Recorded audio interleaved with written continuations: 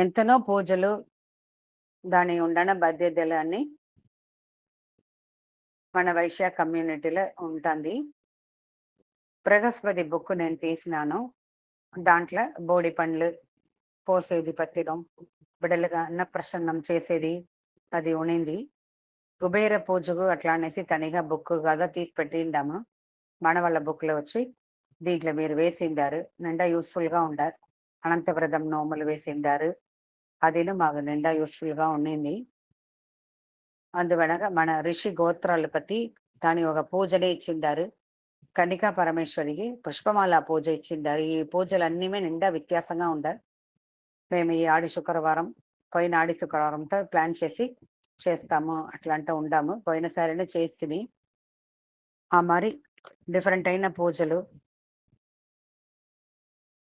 మనం విష్ణుపతి పుణ్యకాలం అదిని పத்தி వివరాలు ఉనింది. అదంతా మాకు నిండా కొత్త. మేము ఇప్పుడుదా దీని పத்தி తెలుసుకుంటే ఈ బుక్ చదివిదా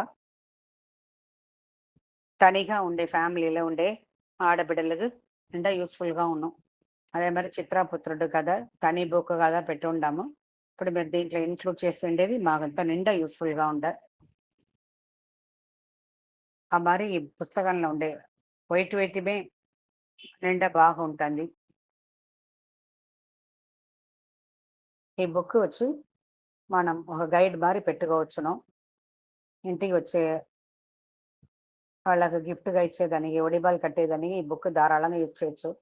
ఒక పెళ్ళికి పోతాము అట్లంటే కూడా ఇది ఇస్తూ తింటే వాళ్ళకి ఇది యూస్ అవును. అందరూ ఈ బుక్ తీసి దాంతోడ వాల్యూని తెలుసుకోండి.